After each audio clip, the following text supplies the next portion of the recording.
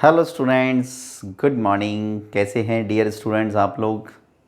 चलिए, तो सभी बढ़िया होंगे और खूब मन लगाकर पढ़ाई कर रहे होंगे और चैन की ज़िंदगी कट रही है, कोई प्रॉब्लम नहीं है।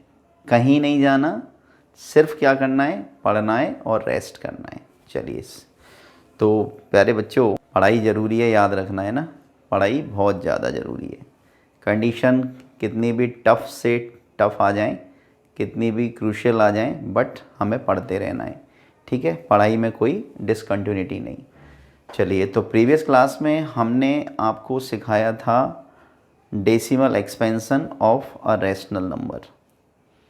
डियर स्टूडेंट्स, हमने आपको ये भी बताया था कि किसी रैशनल नंबर का जो डेसिमल एक्सपेंशन होता है वो या तो टर्मिनेटिंग होगा या नॉन टर्मिनेटिंग होगा। अगर टर्मिनेटिंग होगा तो रिमाइंडर ज़ीरो होगा और वो एक रैशनल नंबर होगा। और अगर नॉन टर्मिनेटिंग होगा तो नॉन टर्मिनेटिंग में भी दो कंडीशन बनती हैं। एक होता है नॉन टर्मिनेटिंग रिपीटिंग और एक होता है नॉन टर्मिनेटिंग नॉन रिपीटिंग। तो non terminating but repeating case में वो रैशनल नंबर ही हो जाता है, क्योंकि हम उसे P अपॉन Q के फॉर्म में लिख सकते हैं। लेकिन non terminating non repeating case में वो एक इरेशनल नंबर हो जाता है। ठीक है, तो चलिए डिस्कस करते हैं इस चीज़ के ऊपर। तो exercise 1.3, exercise 1.3, because 1.2 already we have done, we have also explained, है ना, that real numbers and their decimal expansion. तो 1.3 question number 1, write the following in decimal form. हमें इन नंबर्स को डेसिमल फॉर्म में लिखना है and say what kind of decimal expansion each has, और ये भी बताना है कि ये किस टाइप का डेसिमल एक्सपेंशन है।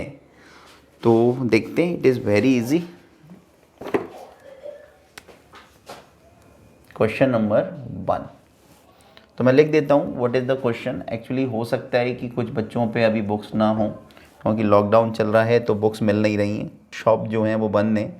तो लिख देता हूँ, राइट द, सबसे पहले तो आप ये देखो कि P अपॉन Q के फॉर्म में लिखा है, रैशनल नंबर है, दिस इज़ ऑल्सो रैशनल, मतलब all the numbers are rational.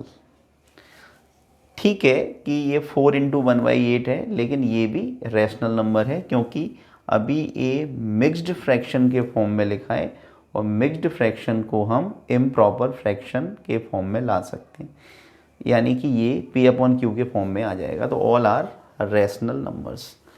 अब हमें इन रैशनल नंबर्स को डेसिमल फॉर्म में लिखना है और उस डेसिमल एक्सपेंशन के बारे में हमें बताना है कि वो कौन से प्रकार का डेसिमल एक्सपेंशन है, टर्मिनेटिंग है या नॉन टर्मिनेटिंग है। नॉन टर्मिनेटिंग है तो रिपीटिंग है या नॉन रिपीटिंग है। चलिए, तो सॉल्यूशन,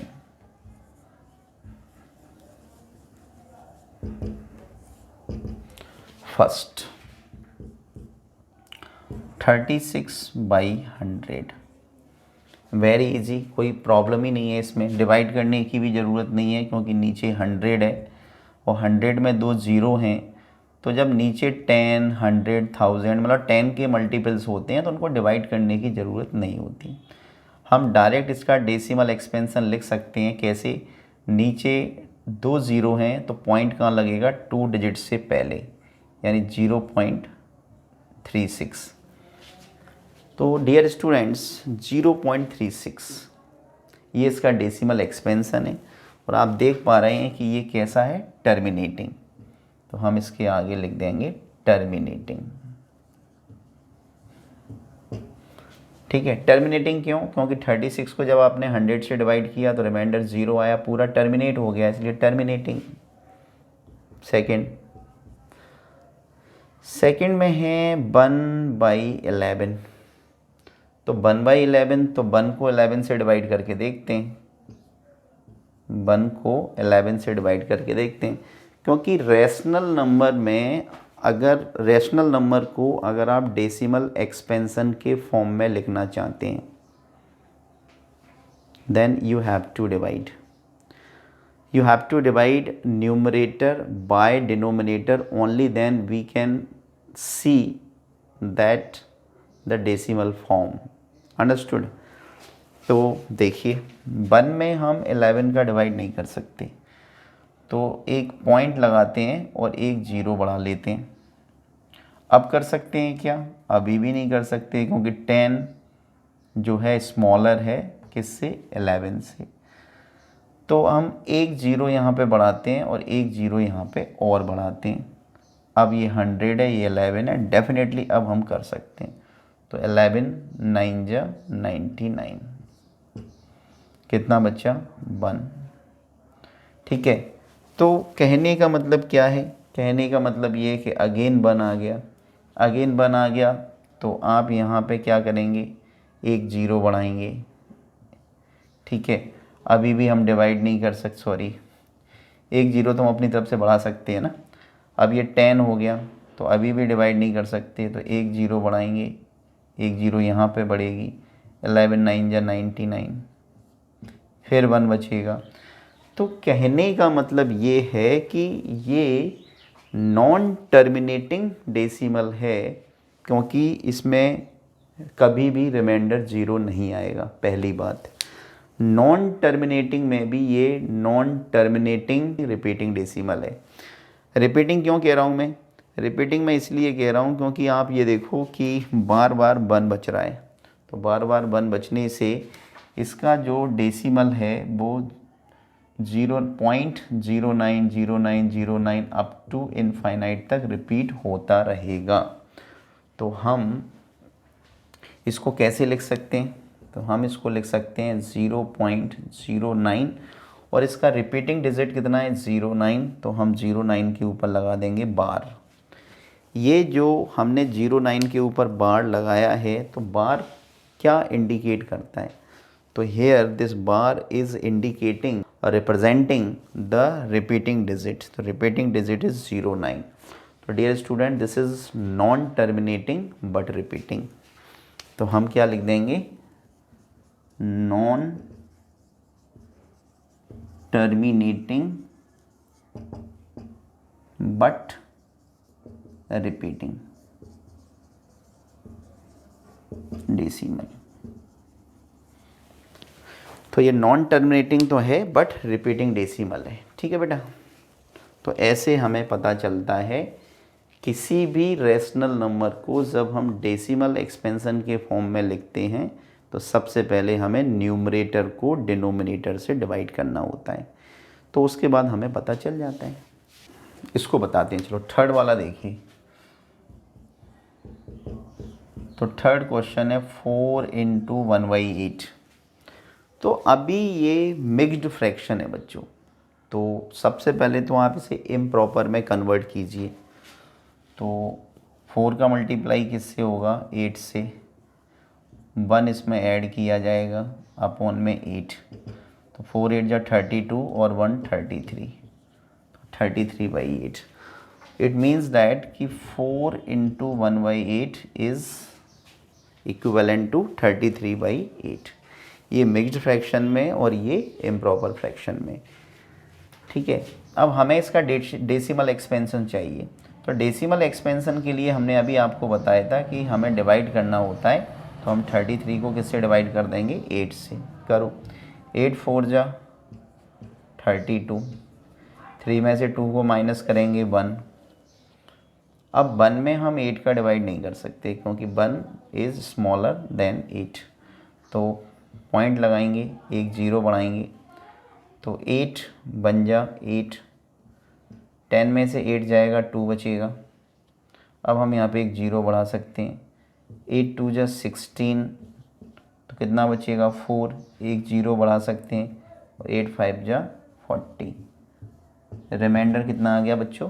0। तो रिमाइंडर 0 आ गया, इट मीन्स दैट कि इट इज़ टर्मिनेटिंग डेसिमल, क्योंकि टर्मिनेट हो गया, रिमाइंडर 0 आ गया। तो क्या आ गया? देयरफॉर 4 × 1/8, ये हमारा मिक्स्ड फ्रैक्शन में था, इसको हमने इम्प्रॉपर में कन्वर्ट किया, 33/8 डिवाइड किया 4.125। तो हम क्या लिख देंगे? It is terminating decimal. Terminating decimal. ठीक है बेटा, चलिए तो ये हो गया हमारा टर्मिनेटिंग। अच्छा, तो सारे क्वेश्चंस आपको ऐसे ही करने हैं। ठीक है, तो मैं आपको और बताऊं क्या एक क्वेश्चन, चलो मैं आपको एक क्वेश्चन और बताता हूँ, 6 वाला, 329 अपॉन 400। तो हमें इसका डेसिमल एक्सपेंशन चाहिए, तो अगेन डिवाइड कर देते हैं। डेसिमल एक्सपेंशन में लाने के लिए डिवाइड करना पड़ता है। तो 329 इज़ डिवाइडेड बाय 400। अब आप देखिए कि डिवाइड एंड है 329, डिवाइज़र है 400, तो डिवाइड तो कर नहीं सकते बिकॉज 329 इज़ लेस देन 400। तो क्या करेंगे, पॉइंट लगाएंगे, एक ज़ीरो बढ़ाएंगे, तो अब हो गया 3290। तो अब हम इसको कितने टाइम्स डिवाइड कर सकते हैं, 4 8 ज़ा 32, 8 टाइम्स डिवाइड कर सकते हैं। तो 4 8 ज़ा 32 कितना आया, 0 9 और ये 32 माइनस 32 0। तो अब 90 को 400 से डिवाइड नहीं कर सकते, 90 को 400 से डिवाइड नहीं कर सकते, तो क्या करना पड़ेगा, एक ज़ीरो बढ़ानी पड़ेगी। तो चलिए एक ज़ीरो बढ़ा लेते हैं, कितना हो गया 900। तो 400 का 2 से मल्टीप्लाई करेंगे तो कितना हो जाएगा 800, कितना बचा 100। ओके, अभी एक ज़ीरो और बढ़ाइए, तो फिर 2 टाइम्स कर सकते हैं हम, तो कितना आ गया 800, कितना बचा 200, एक ज़ीरो बढ़ाइए, 4 5 जा 20, रिमाइंडर 0। ठीक है, तो हमारा डेसिमल एक्सपेंशन कितना आ गया, तो 329 is divided by 400 and we have got 0.8225 and this is terminating decimal. Understood प्यारे बच्चों? तो ये था एक्सरसाइज 1.3 का क्वेश्चन नंबर 1। ठीक है, आगे बढ़ते हैं, देखते हैं अगला क्वेश्चन क्या है। चलिए स्टूडेंट्स, तो करते हैं क्वेश्चन नंबर 2। चलिए मैं पहले क्वेश्चन की रीडिंग करा देता हूँ आपको। You know that 1/7 is equal to 0.142857, यानी non terminating repeating decimal. Can you predict what the decimal expansion of 2/7, 3/7, 4/7, 5/7 and 6/7।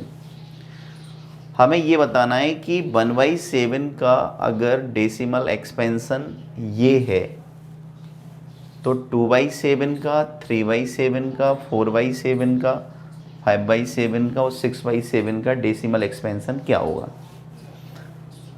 Without actually doing long division, बिना लॉन्ग डिवीज़न किए। तो देखते हैं बच्चों कैसे करेंगे सॉल्यूशन।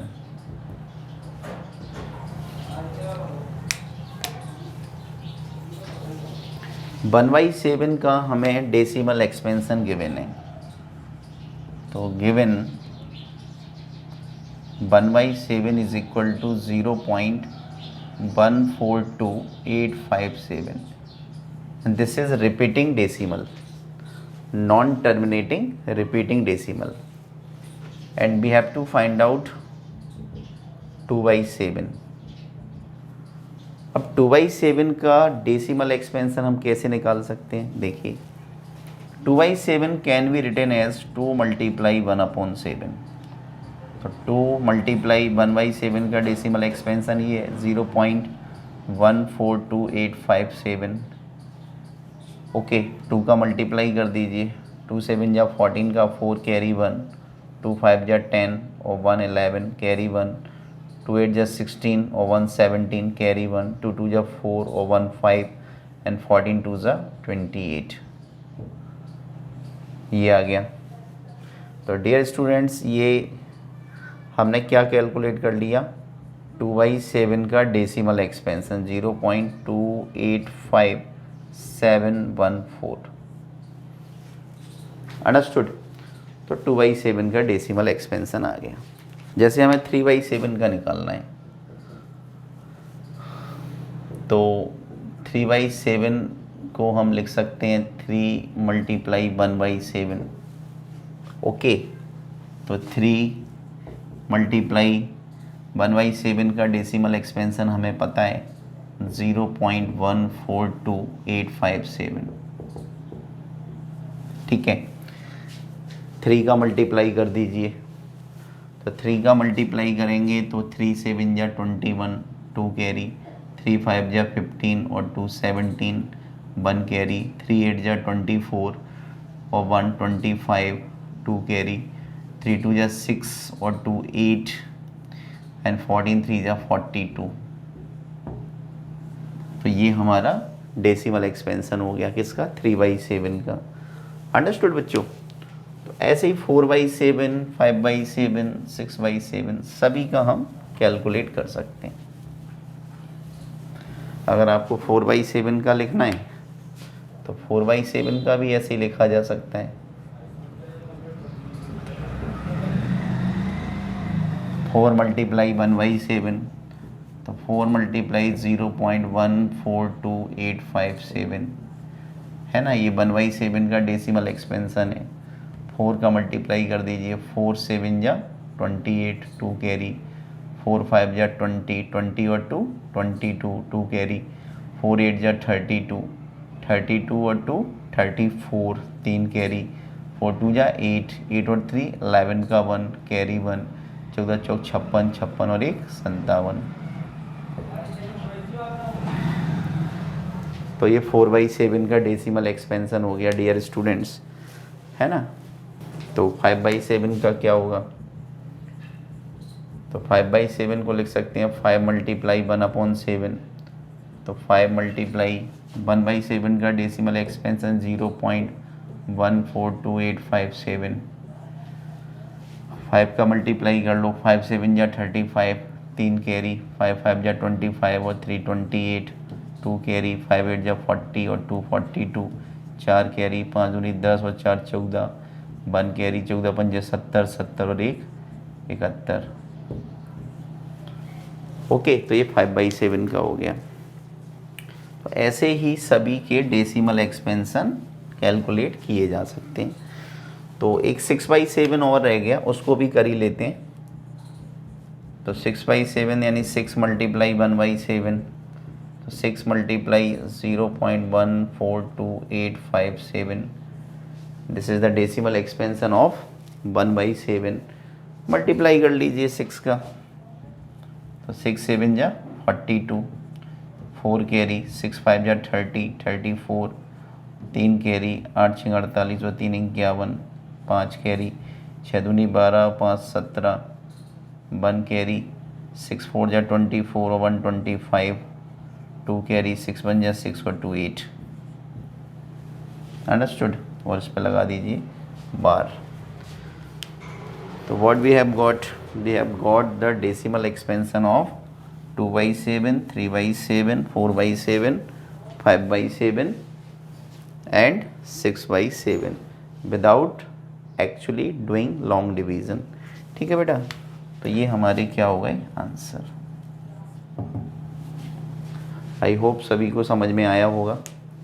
हमें केवल 1/7 का डेसिमल एक्सपेंशन पता था, और with the help of decimal expansion of 1/7 we have calculated decimal expansion of 2/7, 3/7, 4/7, 5/7 and 6/7 without actually doing long division. Okay beta, so this was question number 2 of exercise 1.3. I hope कि आपको समझ में आया होगा। तो please pause the video to note it down. Okay बच्चों, चलिए तो नेक्स्ट क्वेश्चन करेंगे। Question number 3, it is very easy. Express the following in the form of P/Q।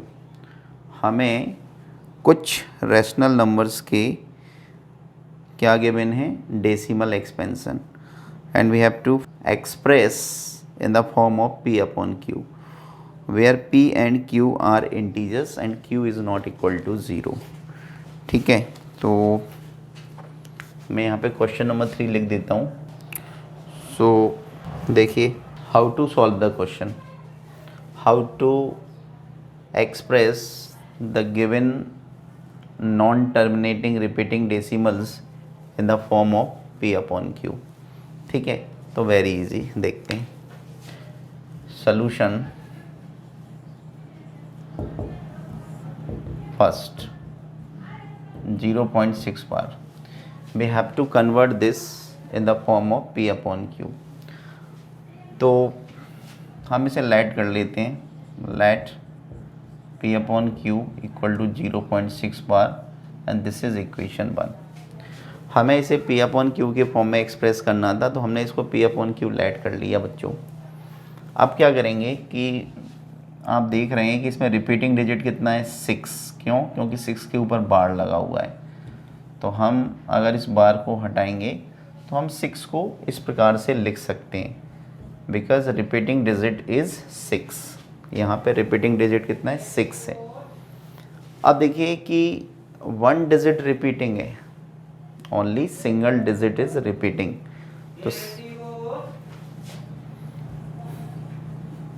तो जब एक डिजिट रिपीटिंग है तो हम यहाँ पे लिखेंगे on multiplying both sides by 10। जितने रिपीटिंग डिजिट्स होंगे हम उतने का दोनों तरफ मल्टीप्लाई करेंगे। तो यहाँ पे सिंगल डिजिट रिपीटिंग है ओनली 6, इसलिए हम यहाँ पे 10 का मल्टीप्लाई कर रहे हैं।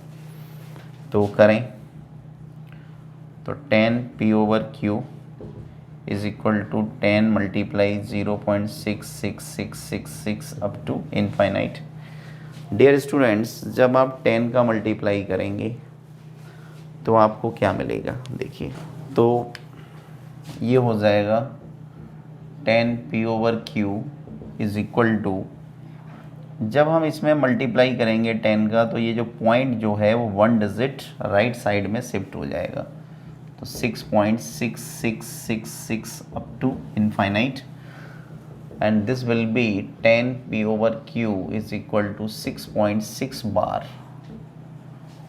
हमने 6 के ऊपर क्या कर दिया, बार लगा दिया। क्यों लगा दिया? बिकॉज ये जो 6 है ये रिपीटिंग डिजिट है।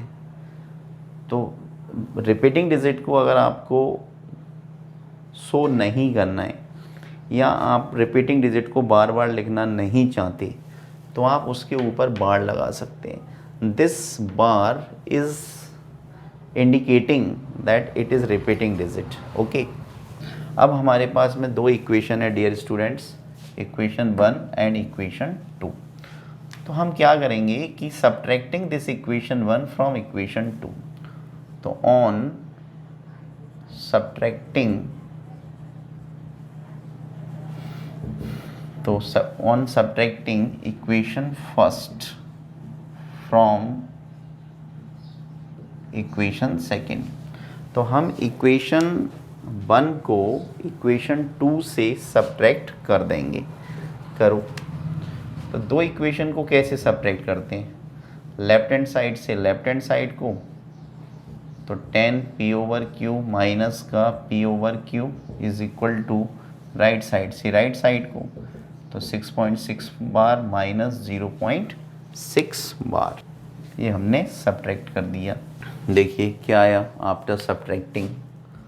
डिनोमिनेटर कैसा है, सेम। तो 10P में से 1P को माइनस करेंगे तो 9P ओवर Q। 6.6 बार में से 0.6 बार को माइनस करेंगे तो कितना आएगा, 6। And therefore when we will calculate the value of P upon Q, we will get 6/9, and this can be cancelled by 3, तो 3 2 जा 6, 3 3 जा 9 और 2/3। So therefore our required answer is P upon Q equal to 2/3, P upon Q equal to 2/3 our answer. So dear students, this was first part of question number 3rd. I hope कि आपको बहुत ही अच्छी तरह से समझ में आया होगा, and it is very simple question, it was very simple. Okay, remaining 2 question of this question number third you will do by your self. अगर आपको आ जाए तो आप कर लेना, इन केस आपको नहीं आते हैं then you can ask me, you can call to me और you can drop the message in comment box. Okay, चलिए, तो this was question number third we have done. Question number 4 is very easy. Okay, 5 6 7 8 9 all are very easy questions, nothing is special. So we are doing question number 9. Classify the following numbers as rational or irrational. हमें given numbers को rational और irrational numbers में क्या करना है, classify करना है। अब फर्स्ट क्वेश्चन देखिए, स्क्वायर रूट 23, तो this is irrational number. Why it is irrational? Because it is written in the form of square root p, where p is a prime number. So 23 is a prime number, so this is irrational. Okay, so this is irrational number. Next देखिए, square root 225, तो square root 225 is 15 and 15 is rational number, तो it is rational. Why it is rational? Because 15 can be written as p upon q form, so it is a rational number.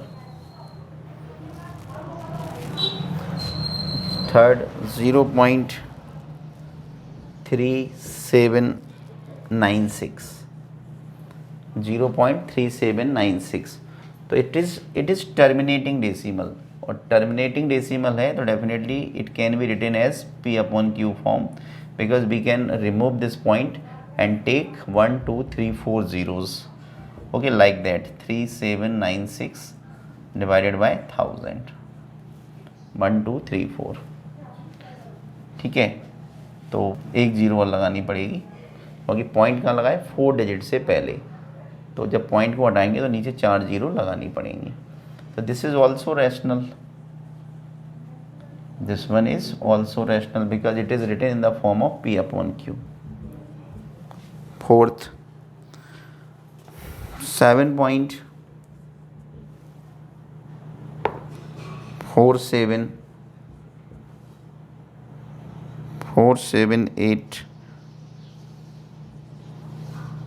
478.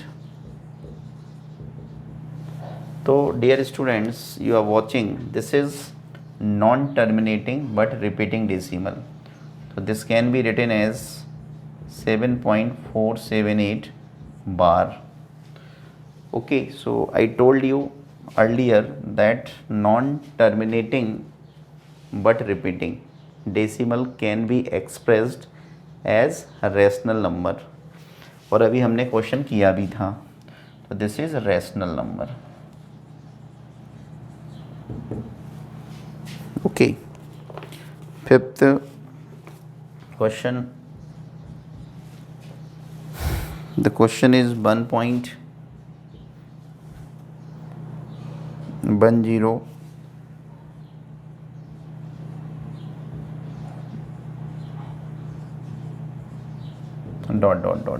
देखिए, तो दिस question is, you are watching, this is non terminating and non repeating, because 1 point देखिए 10, 100, 1000, 10,000, 1 लाख, तो ये non terminating है और non repeating है बेटा.